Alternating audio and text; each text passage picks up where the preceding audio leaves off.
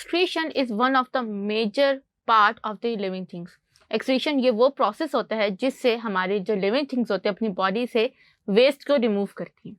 तो अब हम इस टॉपिक में डिस्कस करते हैं कि प्लांट्स जो है वो अपने वेस्ट को कैसे रिमूव करते हैं। अगर आप तमाम लिविंग थिंग्स को देखो तो लिविंग, चाहे वो इंसेक्ट हो, चाहे वो अर्थवॉर्म हो, या चाहे वो ह्यूमन हो, ये सब जो होता है इनकी बॉडी में एक्सक्रीशन का प्रोसेस होता है ताकि इनकी बॉडी से वेस्ट जो है वो कंटिन्यूसली रिमूव होता रहे और इनकी बॉडी में टॉक्सिक मटेरियल एक्यूमुलेट ना करे। लेकिन अगर आप जब प्लांट्स को देखते हैं तो प्लांट्स तो ऑटोट्रॉफ्स हैं, which means that they have the ability to create their own food. लेकिन कभी आपने प्लांट्स को वॉशरूम करते देखे? तो फिर जब सारे लिविंग थिंग एक्सक्रीशन का फंक्शन परफॉर्म करते हैं तो प्लांट्स ये फंक्शन कैसे परफॉर्म करते हैं? वेल, प्लांट जो है वो यूरिन या डंग के फॉर्म में एक्सक्रीट तो नहीं करते, लेकिन उनके पास सर्टेन मैकेनिज्म है। फॉर एग्जाम्पल, प्लांट्स के पास जो लार्ज वैक्यूल्स होते हैं वो पानी के साथ साथ एक्सेसिव वेस्ट मटेरियल भी स्टोर करने की कैपेबिलिटी रखते हैं। यानी अगर आप यहाँ पे डायग्राम में देखें तो आपको सर्टेन क्रिस्टल्स नजर आ रहे हैं जो कि वैक्यूल्स के अंदर हैं। ये क्रिस्टल्स प्लांट के लिए जो है वो वेस्ट मटेरियल है जो कि प्लांट्स ने अपने वैक्यूल्स के अंदर स्टोर किया हुआ है। इसी तरह जो प्लांट्स के अंदर जो लीव्स होते हैं उनको हम लोग एक्सक्रीटोफोर कहते हैं। एक्सक्रीटोफोर क्यों कहा जाता है? क्योंकि इनके अंदर प्लांट्स के सर्टेन वेस्ट मटेरियल जो होता है वह एक्यूमुलेट होते हैं। आपने कभी ऑटम के अंदर पत्तों को गिरते देखे? आपने देखे कैसे उनका कलर येलो होता है, ऑरेंज होता है या समटाइम रेड होता है? तो इसको जब साइंटिस्ट ने स्टडी किया था तो दे केम टू नो कि इनके ये जो कलर्स होते हैं ये क्लोरोप्लास्ट की डेफिशिएंसी के साथ साथ टॉक्सिक वेस्ट की एक्यूमुलेशन की वजह से उभरते हैं।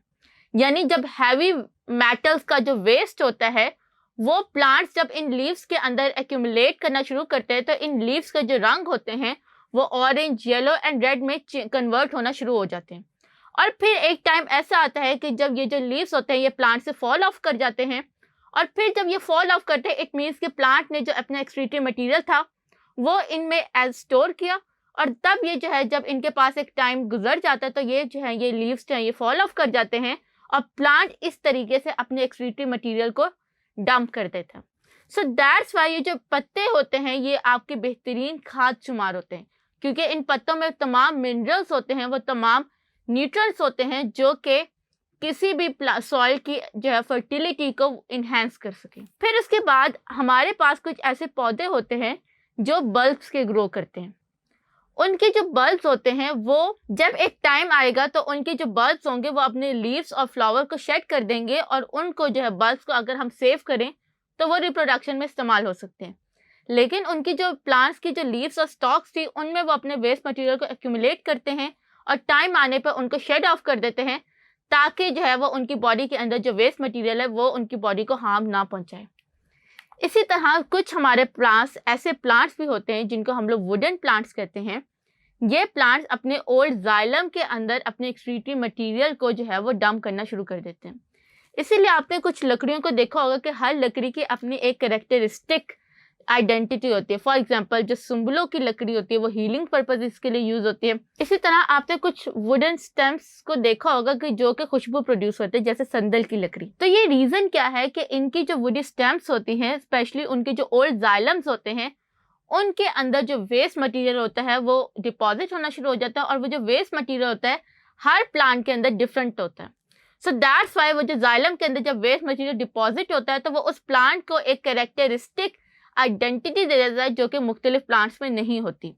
जैसे जो हमारी संदल वुड है उसके अंदर जो वेस्ट मटेरियल एक्यूमुलेट होता है ओल्ड जाइलम में, वो उसको एक कैरेक्टरिस्टिक खुशबू या फ्रेगनेंस देता है। और आपको जो डायग्राम में नजर आ रहा है ये ब्लैक कलर का material, that is called the ebony.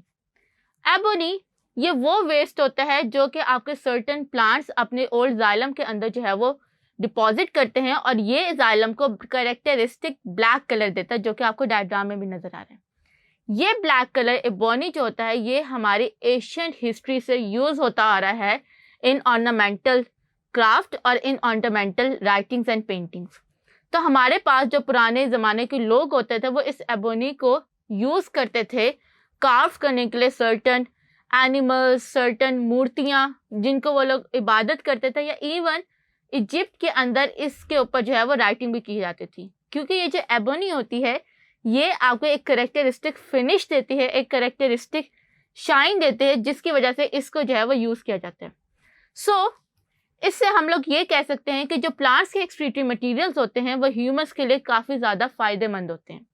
Then कुछ ऐसे प्लांट्स भी होते हैं जो अपने रूट्स के जरिए सॉइल के अंदर सर्टेन केमिकल्स को जो है सिक्रीट करते हैं, जो सॉइल में मौजूद माइक्रोब्स और बैक्टीरिया जो होते हैं उनको डिकम्पोज करके डिफरेंट टॉक्सिक केमिकल्स प्रोड्यूस कर देते हैं।